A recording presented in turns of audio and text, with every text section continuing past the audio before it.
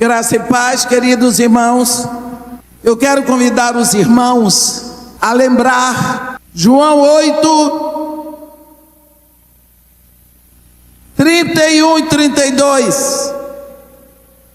Se permanecerdes nas minhas palavras, sereis verdadeiramente meus discípulos e conhecereis a verdade, e a verdade vos libertará.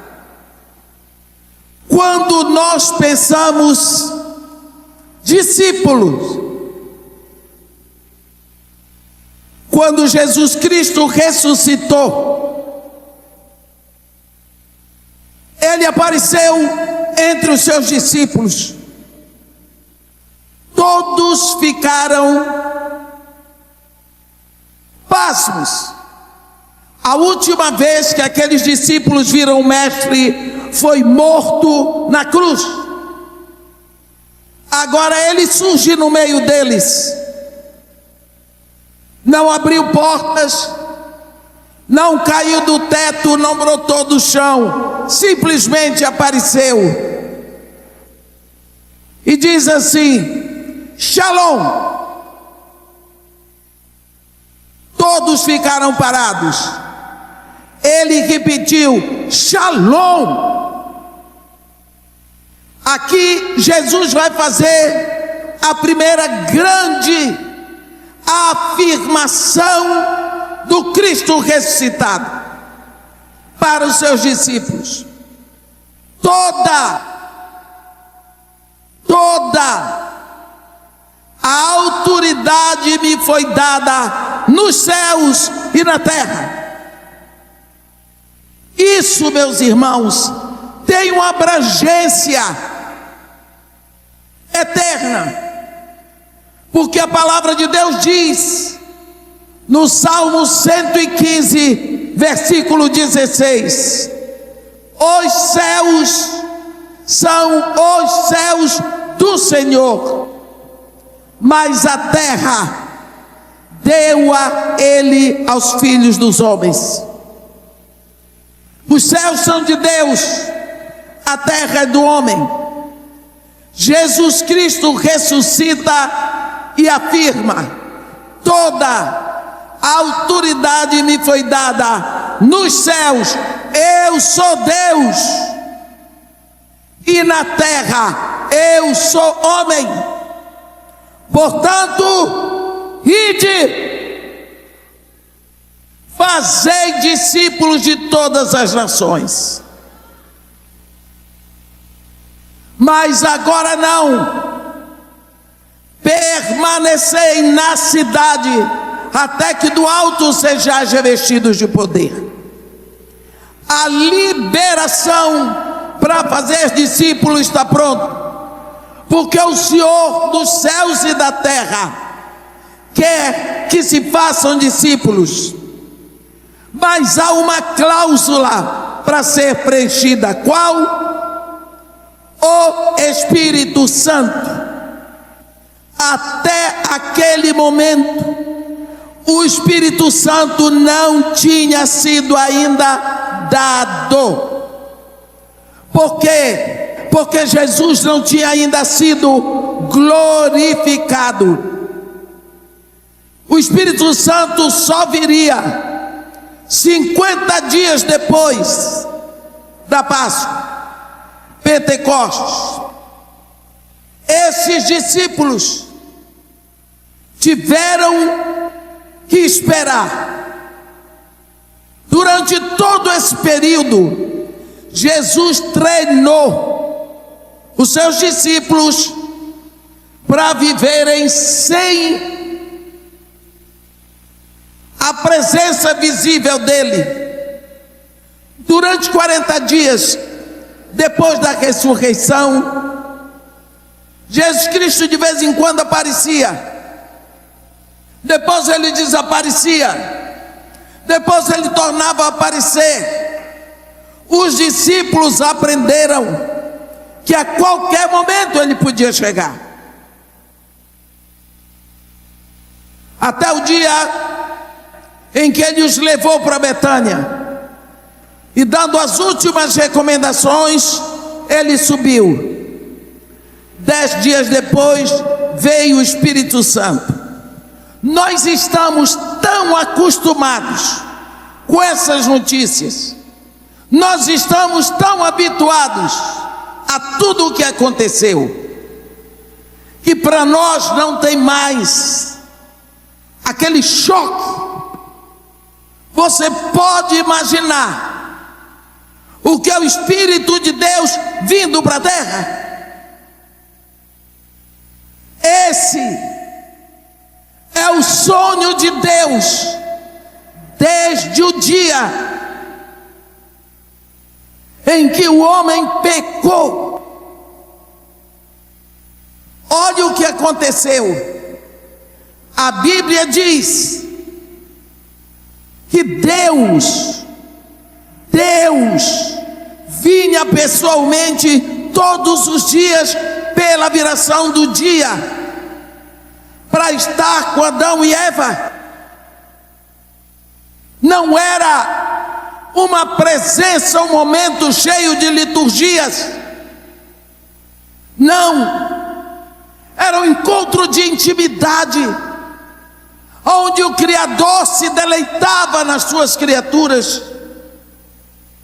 Havia uma intimidade tão profunda. Quando Deus ia embora, aquele casal estava abastecido da presença de Deus, e eles estavam na expectativa pela próxima visita, até o dia que Deus chegou no jardim. Não tinha ninguém esperando por eles. Aqui é que vai acontecer o grande nó. Deus, quando pergunta para Adão: onde estás? Adão, com toda a simplicidade de quem já caiu no pecado, ele diz: obrigada, minha filha. Ouvi, ainda ouve a tua voz no jardim, mas porque estava nu, tive medo e me escondi. Como que alguém descobre que está nu e não grita? Adão nunca conheceu outro Deus. Adão só conhecia o Deus verdadeiro. Quando se viu nu, sentiu horror da criação, sentiu vergonha de ser homem, não gostou, se escondeu. Daí em diante, o homem usa camuflagens para esconder aquilo que lhe causa vergonha. Adão se escondeu atrás de árvores, porque a árvore eu pego, a árvore eu vejo, então ela me protege. Mas Deus eu não vejo, Deus eu não pego, Ele não me protege. Além do mais, Ele costurou folhas para cobrir aquilo de que ele se sentia envergonhado. Ele cobriu com folhas. Ele se assemelhou a tudo que tinha no jardim, porque o que mais tinha no jardim eram árvores. Até hoje, nós no pecado vamos procurar ser iguais àquilo que nos cerca. Até hoje nós vamos usar camuflagens, mentimos, inventamos, procuramos nomes e sobrenomes e títulos para cobrir aquilo de que sentimos vergonha.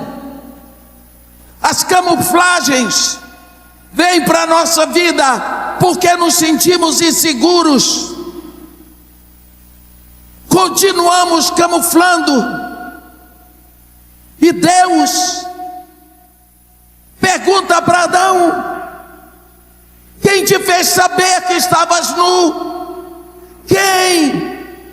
Porque eu te criei nu, Adão, tu e tua mulher, e vocês sempre estiveram nus diante de mim, porque só agora você descobriu isso. Comeste do fruto que eu te disse que não comesse? Olhe bem, até hoje nós estamos camuflando, fugimos da realidade, temos vergonha da nossa história familiar.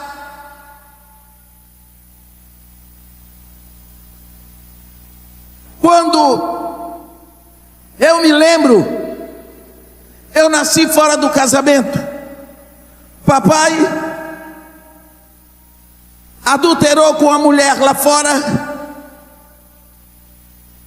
Ele esqueceu dos princípios. Ele esqueceu de Deus. Ela esqueceu que mulher engravida. E Deus, quando viu os dois, Ele disse: de meio, eu vou te levar aqui no meio dessa confusão, mas deixa que eu dou conta.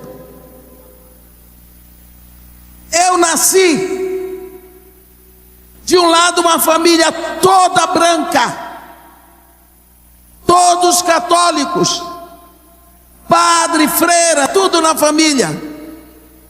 Do outro lado, o pai negro com a mulher negra, os irmãos negros, tudo protestante. E eu, a mulata, no meio da história. Eu tenho 6 irmãos negros, 4 brancos. E eu sou a mulata, única filha do meu pai e da minha mãe, com 10 meios irmãos. Se você quer alguém mais inadequado, me mostre. Eu cresci sabendo que eu era inadequada. Eu cresci como se eu estivesse devendo. Eu devia desculpas à família da mamãe, porque eu era negra no meio deles. Eu pedia desculpa à família do papai, porque eu não era negra como eles são. Eu devia desculpa para minha madrasta, porque meu pai traiu ela. Eu devia desculpa para todo mundo. Eu era uma impostora. Eu era introduzida, inadequada. Eu devia tudo para todo mundo. Eu estava fora do lugar. Na família da mamãe eu era negra, na família do pai eu era branca. Na família da mamãe eu era protestante, na família da mamãe do meu pai era católica. Eu não tinha espaço. Cresci inadequada. Usei todas as camuflagens. Fiz 5 faculdades para dizer a mim mesma que eu tinha algum valor. Camuflagem. Porque eu tinha vergonha. Eu tinha que cobrir a origem vergonhosa. Olha que coisa horrível.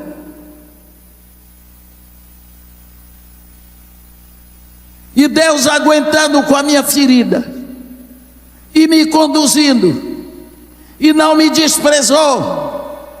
E a doença e o câncer só diziam assim: esta menina é um portento, é um gênio, ela é sempre primeira aluna da sala em tudo que faz. E o câncer lá dentro, soberba, insegurança, medo, solidão, camuflagens, títulos. quilos para cobrir a vergonha que eu tinha. Até o dia que Cristo me libertou.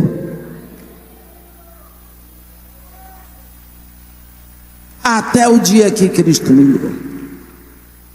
Não teve curso de doutorado fora do Brasil que me libertasse. Não teve faculdade que me libertasse. Não teve dinheiro que me libertasse. Cristo liberta. Eu tenho prova disso. Deus ficou olhando para Adão. Quando Adão se viu nu, o que é que Deus esperava? Que Adão gritasse por ele, o único Deus que Adão conhecia. Adão não gritou. Adão não gritou. Você compreende isso? Deus queria um homem gritando da terra para os céus. Deus então vai criar um homem que vai gritar da terra para os céus. Esse homem se chama Jesus. Deus e o seu amor incompreensível, incomparável pelo homem. Eu queria que hoje nós entrássemos neste âmago desse Deus que ama, mas que ama e que ama. Eu vou querer que você viaje comigo no momento. Eu não sei que horas eu vou acabar hoje, mas eu vou dormir. Lá em Deuteronômio, eu queria que você visse isso. Deuteronômio, no último capítulo. Eu vou explicar primeiro o que aconteceu. O povo de Israel já tinha chegado nas campinas de Moabe, em Pisga. Lá está o Monte Nebo. Deus diz para Moisés: Moisés, sobe a mim. Moisés subiu o Monte Nebo. E Deus disse no versículo 4 de Deuteronômio 34. Deus estendeu assim, ó, daquele platô lá de cima do Monte Nebo. Ele disse: aí, ó, esta é a terra que sob juramento prometi a Abraão, a Isaque e a Jacó, dizendo: a tua descendência a darei. Eu te faço vê-la com os próprios olhos, mas para lá tu não irás. Assim morreu ali Moisés, servo do Senhor, na terra de Moabe, segundo a palavra do Senhor. Presta atenção. Aqui está o Monte Nebo. Todas as vezes que eu vou ao Monte Nebo para pregar, eu fico aqui, vejo aquele platô enorme lá embaixo. Eu olho, eu não consigo ver Amã, que é a capital da Jordânia. Deus botou um zoom. Você sabe o que é um zoom? Uma lente de aumento nos olhos de Moisés. Diz aí: oi, toda a terra eu te faço vê-la. Você sabe o que é isso? Toda a terra é todo o Líbano, todo o Iraque, toda a Palestina, 3/4 da Jordânia, metade da Síria. eu te faço vê-la com os teus próprios olhos. Gente, que lente é essa? Mas para lá tu não irás. Moisés morreu assim, pá, caiu morto. Primeira coisa,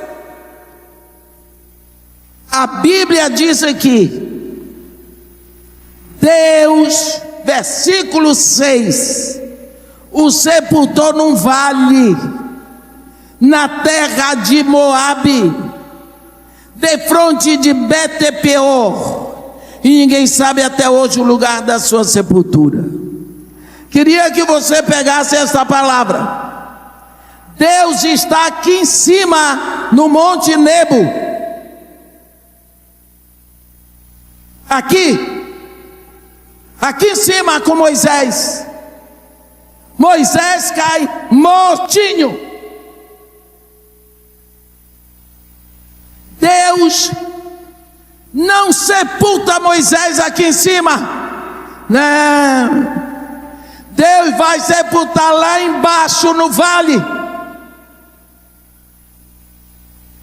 Se fosse Deus, eu dizia, vamos comigo lá no vale, que lá tu já cai morto no buraco. Que foi que Deus fez? Moisés morreu. Deus, eu quero que você veja isso, se curvou, abraçou Moisés, colocou no peito, como pai, carregou nos braços, desceu todo o monte, até chegar lá no vale, cavou a sepultura e guardou, sepultou, escondeu.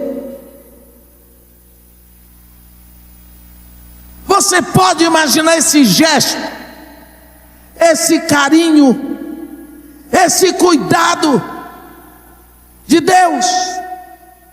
É assim que você vê Deus? Ou você está naquela mania de perseguição que Deus castiga? Pode ser que a informação primeira que deram de Deus para você é de um Deus que castiga, de um Deus que tem preferências. Não. Quer ver mais um pouquinho deste amor? Vamos ver o que acontece em Gênesis 35. Vamos ver o que acontece antes. Jacó, o Jacozinho, neto de Abraão, consegue chegar, encontra Esaú depois que atravessa o Val do Jaboque. Não quer ir com Esaú porque ele não era doido. Conseguiu, foi parar em Siquém. Quando chegou em Siquém, ele resolveu que era tempo de arrumar a sua tenda por ali. Aí a Bíblia diz no versículo 18 de Gênesis 33, voltando de Padã Arã, chegou Jacó são e salvo a cidade de Siquém, que está na terra de Canaã, e armou a sua tenda junto à cidade. A parte do campo onde armara a sua tenda, ele a comprou dos filhos de Ramor, pai de Siquém, por 100 peças de dinheiro. E levantou ali um altar e lhe chamou Deus, o Deus de Israel. Pronto! Jacó agora tem casa própria. Jacó agora tem o seu campo na terra de Canaã. Quando é de noite, a filha dele, nós sabemos o nome de uma das filhas de Jacó, com Lia. o nome dela é Diná por causa disso. Diná resolveu sair para dar uma voltinha. A Bíblia diz que ela foi ver as filhas da terra.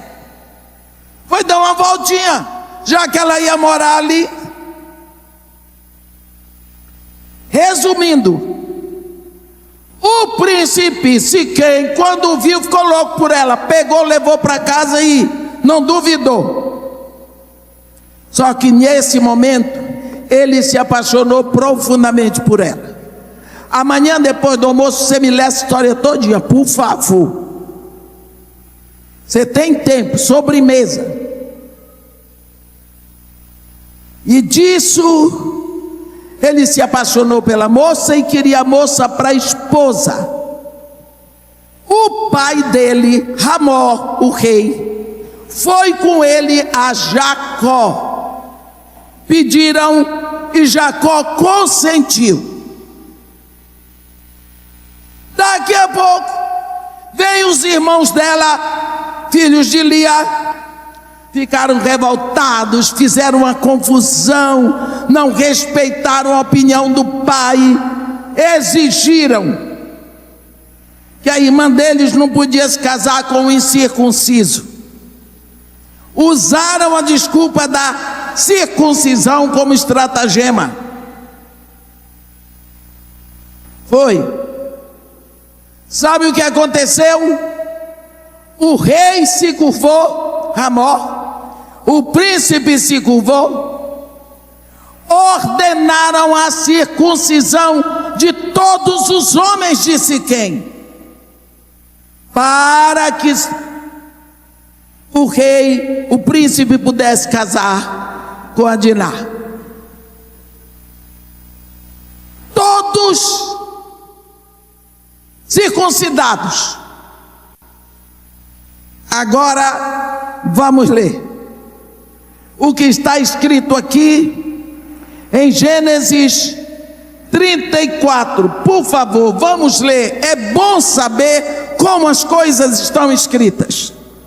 Versículo 25. Ao terceiro dia, quando os homens sentiam mais forte dor, dois filhos de Jacó, Simeão e Levi, irmãos de Diná, tomaram cada um a sua espada, entraram inesperadamente na cidade e mataram os homens todos. Passaram também ao fio da espada a Ramó, que era o rei, e o príncipe Siquém. Tomaram a Diná da casa de Siquém e saíram. Olhe o que eles fizeram. Sobrevieram os filhos de Jacó aos mortos e saquearam a cidade, porque sua irmã fora violada. Levaram deles os rebanhos, os bois, os jumentos e o que havia na cidade e no campo, todos os seus bens e todos os seus meninos, e as suas mulheres levaram cativos e pilharam tudo o que havia nas casas. Então disse Jacó a Simeão e a Levi: vós me afligistes e me fizestes odioso entre os moradores desta terra, entre os cananeus e os ferezeus. Sendo nós pouca gente, reunir-se-ão contra mim e serei destruído, eu e minha casa.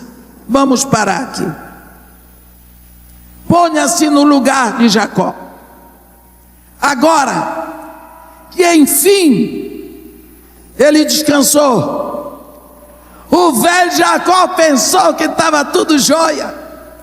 Ele que tinha um passado de trambicagem, agora ele está sentindo na pele. O que ele vai fazer? Ele fica dentro da sua tenda, esperando o ataque, desonrado, sozinho, desmentido, envergonhado. Você já ficou assim na sua vida? Nesta hora, ele clamou ao seu Deus. Deus vem para ele e diz assim, ó, o que está escrito no capítulo 35. Olha o que Deus fala para Jacó, e aprenda quem é o seu pai, o seu Deus. Olha o que Deus vai falar. Quem vai falar agora é o Deus que é seu pai, que está aqui agora. Olha o que ele diz: Jacó, levanta-te, sobe a Betel e habita ali, e levanta um altar ao Deus que te apareceu no caminho quando fugias da presença de Esaú, seu irmão. Aleluia! Nessa hora não tem um brado de alegria. Pensa, ainda tem crente triste, eu não entendo. Tudo ganho. Sobe a Betel. Você diz, o que é que tem a ver Betel? Habita ali. Levanta um altar ao Deus que te apareceu no caminho. A mim, Deus está dizendo para ele. Quando fugia da presença de Esaú, teu irmão, Deus está dizendo para Jacó: ei Jacó, você esqueceu que você está sempre metido em confusão? Agora você não faz confusão, seus filhos fazem. Você lembra quando você vinha correndo, fugindo que seu irmão ia lhe matar? Aonde foi que você encontrou comigo? Em Betel. O lugar se chamava Luz, e você tomou o nome, botou o nome de Betel, casa de Deus.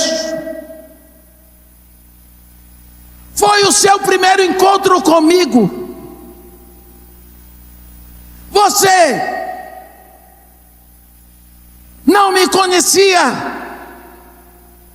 Você ouviu falar de mim. Até aquele momento eu era o Deus de Abraão, e eu era o Deus de Isaque, mas eu não era o seu Deus. Ali em Betel houve o nosso primeiro encontro de amor. Ali eu falei com você, ali você falou comigo, ali nós nos comunicamos. Aquele lugar eu nunca vou esquecer. Jacó, vai para aquele lugar, habita ali, não sai mais de lá, porque aquele é o lugar do encontro do primeiro amor.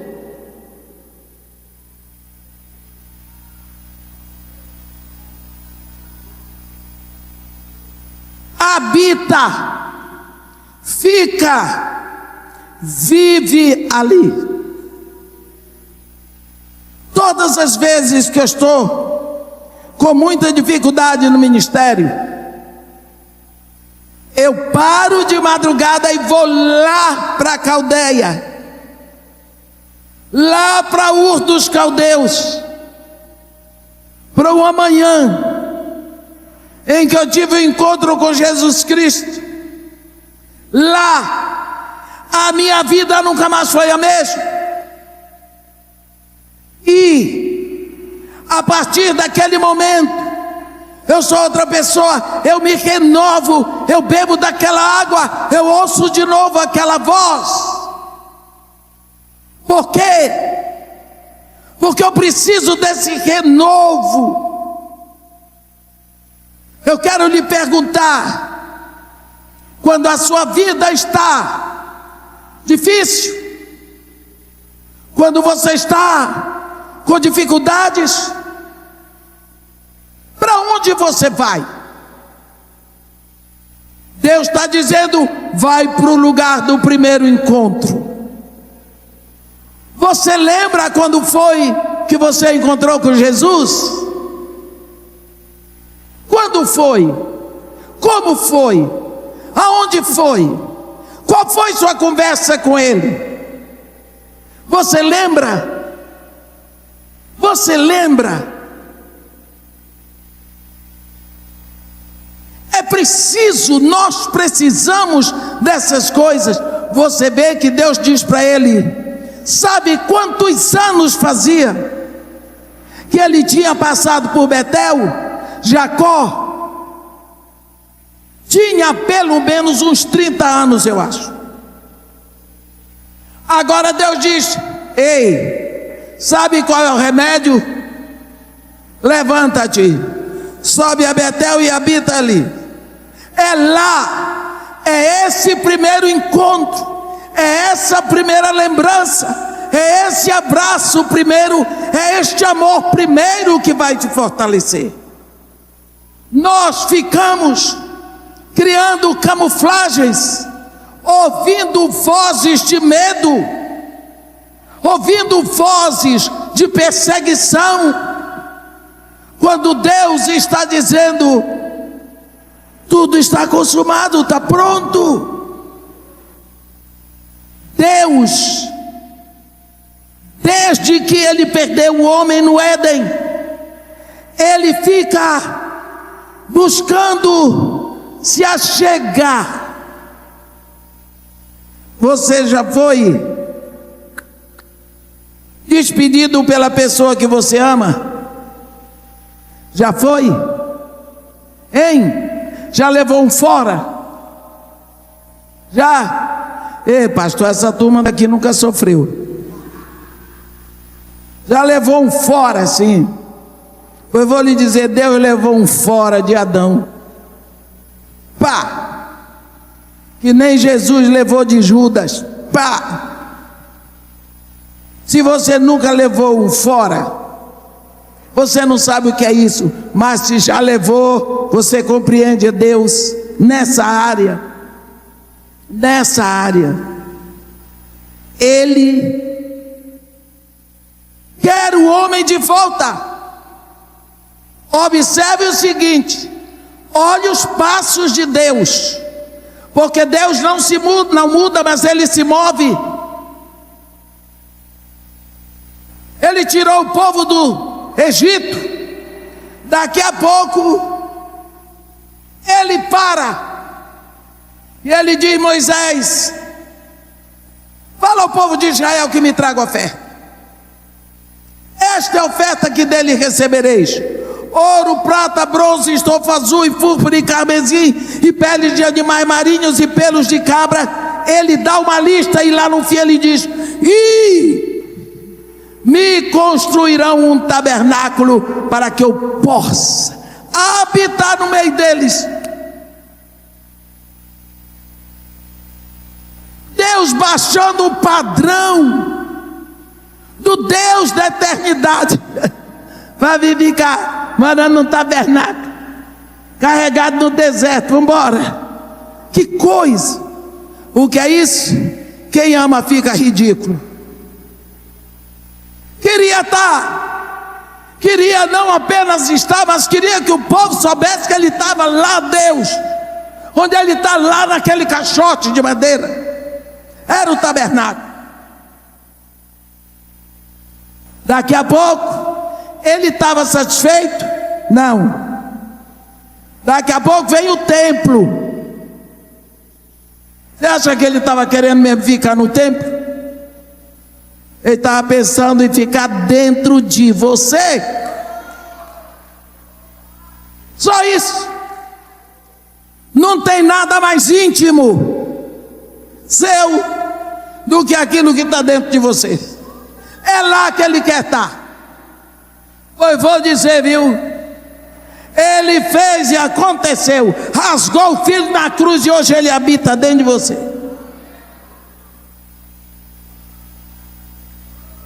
Hoje ele habita. Vitória. Vitória. Vitória. Vitória. Aí quando chega, isso tudo eu estou fazendo para lhe explicar Pentecostes. No dia de Pentecostes ele veio. Sabe o que está escrito lá em Atos 2? Ao cumprir-se o dia de Pentecostes, estavam todos reunidos no lugar, no mesmo lugar, quando de repente ouviu-se um som do céu, como de um vento impetuoso que encheu toda a casa, e apareceram distribuídas entre eles línguas como de fogo, que pousou uma sobre cada um deles. Isto eu faço questão, aqui a velha, que você leia na sua Bíblia, para não ter confusão. Atos 2. Eu queria que você olhasse direitinho, porque a palavra de Deus não tem interpretação, não, senhor, tem revelação. Você interpreta Camões, você interpreta Gil Vicente, Dante Alighieri, Jorge Amado, mas a palavra de Deus não é interpretada, ela é revelada. É o Espírito que tira o véu. Aqui está escrito, Atos 2, no versículo 3: e apareceram distribuídas entre eles línguas como de fogo, e pousou uma sobre cada um deles. Vamos lá. As línguas de fogo foram direcionadas para discípulos. Não caiu nenhuma no chão, nenhuma em cima da mesa. As línguas de fogo vieram uma sobre cada um. Ficaram como? Cheios do Espírito Santo, e passaram o que? A falar em outras línguas. Primeira área afetada, comunicação.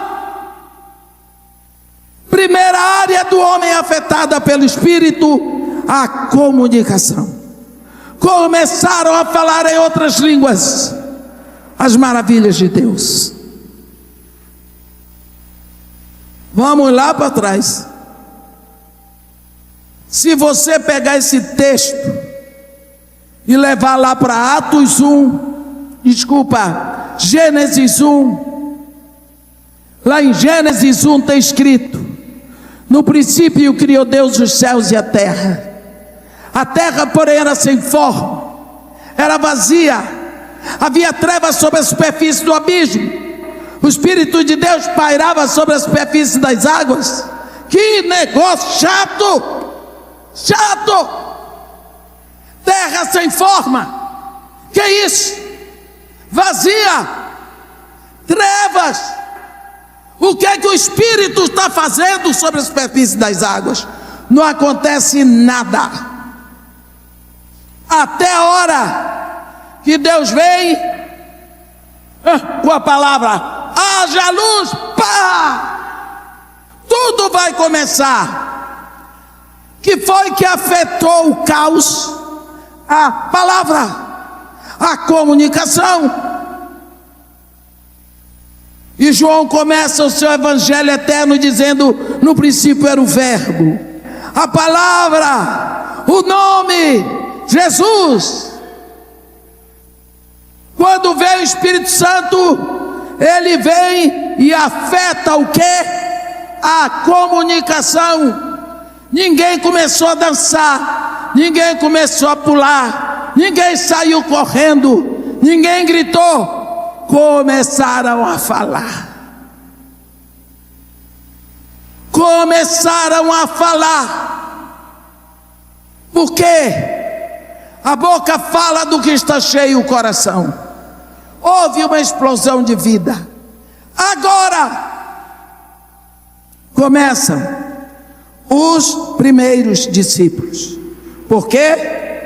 Porque agora eles têm o Espírito Santo.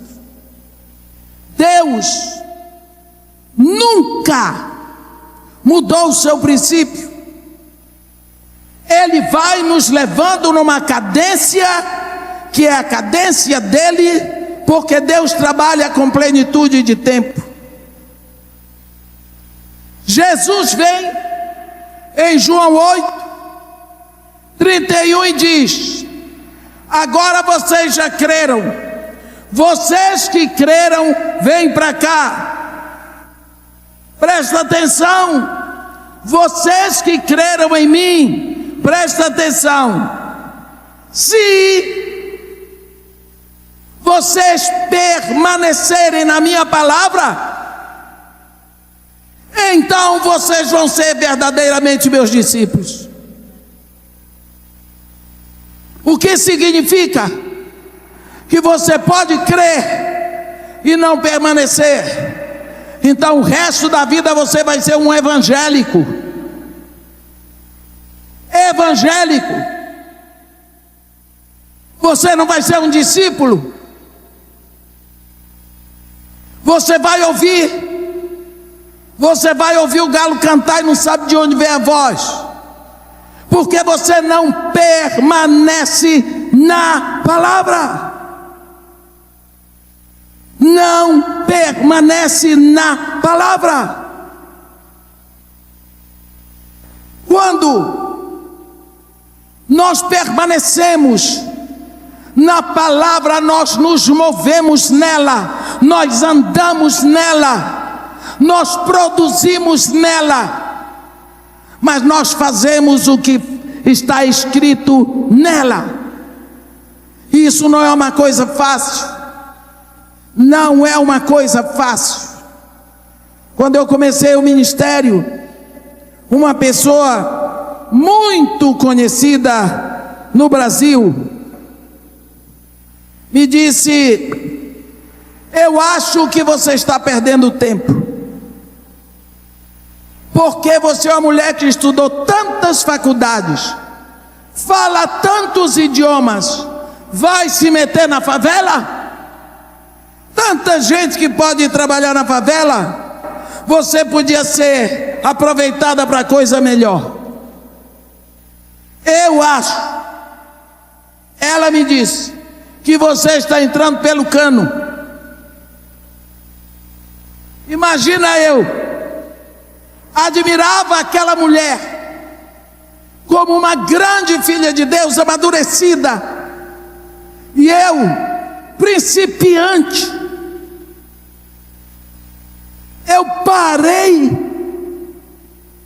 eu me senti sem pai, sem mãe. Mas ficou uma coisa: eu acho que você entrou pelo cano.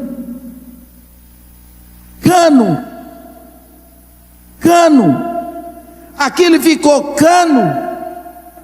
Eu criei a teologia do cano. Só que esse cano parece com cone. Se eu entrar pelo cano eu saio, se eu entrar pelo cone eu não saio. Cano é apertado, mas eu tenho uma saída. Cano é apertado, mas Jesus Cristo disse: apertado é o caminho, estreita a porta que conduz à salvação. Criei a teologia do cano, até hoje eu estou no cano. Quer dizer que o mesmo Deus que me criou e que criou aquela irmã não pode me mandar para o meio dos pobres. para pregar nos lugares fétidos da cidade, entre os esquecidos do governo. Por quê? Por quê? Um dia eu estava descendo da favela e estava vindo todo mundo falar comigo. Eu tenho que saber a hora que eu subo e a hora que eu desço, senão o povo me pega. E veio muito claro no meu coração. Observou? Sabe? Você vê como eles vêm para você, como eles lhe abraçam, como eles lhe esfregam, como até coça a sua cabeça. Sabe por quê? Porque você é igualzinho a eles. Se você fosse branca como a sua mãe, que tinha os olhos verdes, não seria bem aceita aqui. Se você fosse tão negra quanto seu pai, que era azul marinho, não seria tão aceita aqui. Mas você é igualzinha a eles. Quando eles olham para você, eles veem a mãe, a tia, a madrinha, a avó, a vizinha, porque você é igual a eles, desajeitada, mulata, igual. Você é o produto de consumo para eles. Então, eu agradeci a Deus pela minha aparência desconjuntada. Para que Deus seja glorificado, eu entrei nesse cano. E esse cano só tem uma saída. E essa saída me leva à salvação. Nós precisamos saber que Deus está cuidando de nós. Do dia que Ele veio, Ele corroborou discípulos. O que é necessário para que você seja um discípulo de Jesus Cristo? Que você creia, permaneça na palavra e tenha o Espírito. Porque é esse Espírito que vai levá-lo a conhecer a verdade. Meus irmãos, conhecer a verdade é ter intimidade com ela, é ter intimidade com a verdade, é viver com ela, é desmembrar a palavra, entrar com tudo e beber da fonte, é viver aquela realidade. É preciso que nós nos empenhemos, porque é isso que vai trazer a libertação do cativeiro. Olha, muitos de nós estamos na igreja há tanto tempo, continuamos cativos de uma história, de uma reportagem. Páscoa, Pesach, Passover, libertação. É isso que nós celebramos. Para os judeus, saída do Egito. Para a igreja, saída do Egito. Só muda o nome. Quando nós pensamos nessa libertação, Jesus diz: conhecereis a verdade e a verdade vos libertará. Então, meus irmãos, quando nós pensamos o que está acontecendo, por que celebramos, nós corremos aquilo que nos faz tremer. Na caminhada de Moisés para o Egito, quando a gente lê aquele capítulo 3, chega no capítulo 4, a gente treme, quando a Bíblia diz que Moisés estava no caminho para o Egito, para encontrar com o faraó. Eita, Moisés, só Moisés. A Bíblia diz que Deus o encontrou numa estalagem e o quis matar. Por quê? Eu olho para frente e eu fico pensando: Senhor, eu te dou graça pela vida daquela neguinha Zípora. Que mulherão, que mulherão. Tem umas mulheres na Bíblia que eu não tiro o chapéu porque eu não uso chapéu. A mulher atenta à luta espiritual do marido.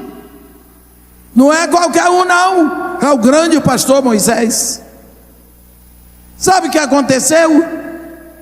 Moisés, naquela pachorra horaciana dele, que a Bíblia diz que ele foi o homem mais manso da terra, ele casou com a midianita. Os midianitas tinham outros hábitos. E Moisés, nasceu o menino, tem que circuncidar. Ela disse: o quê? Costume sanguinário de vocês aqui não. Eu vou cortar o prepúcio do meu filhinho. Aí você, mamãe, com seu garotinho no colo, tão bonitinho, aquilo cresce, hein? Ninguém vai cortar o prepúcio do meu filho. E Moisés, sabe esse tipo de marido que obedece à voz da mulher? Maridos, Deus não soprou vida na mulher, Ele soprou a vida no homem. Do homem a vida vem para a mulher pela costela. Abra o olho, seja macho.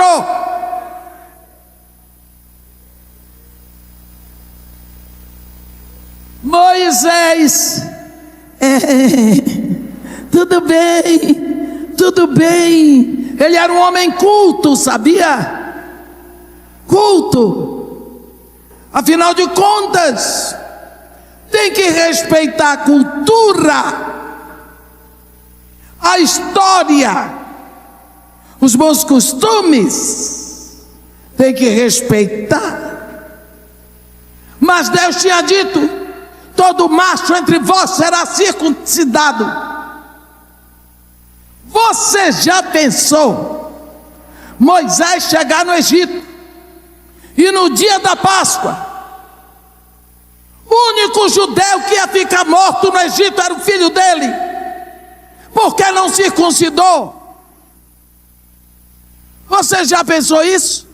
O filho de Moisés ia ficar morto junto com os outros primogênitos, porque não tinha circuncisão, não estava em aliança com Deus.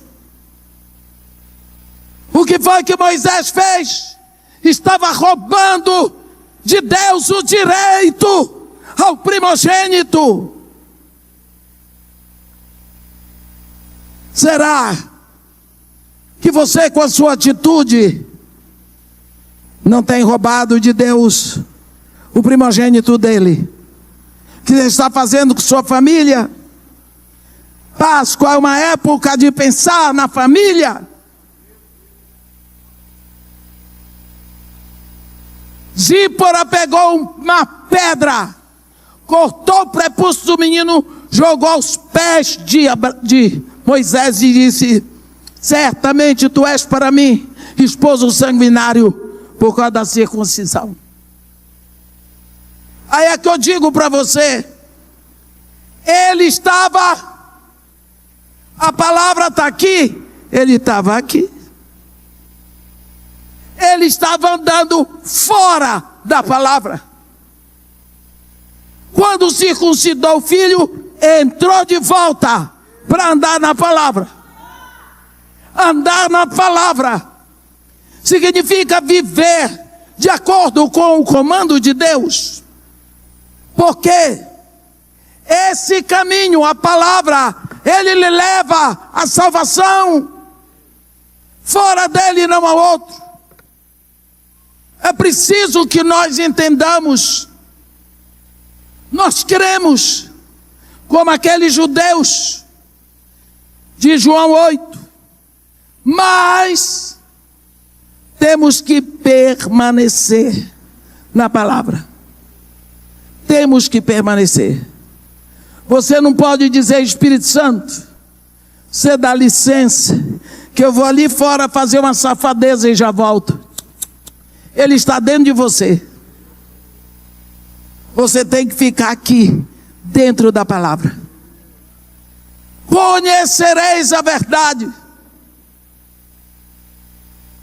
Se você permanece nesse caminho, na minha palavra, você vai conhecer a verdade. Então você vai conhecer uma coisa que se chama libertação. Amém? Que Deus nos abençoe e nos guarde. Que faça resplandecer sobre nós o seu rosto e nos dê sempre a sua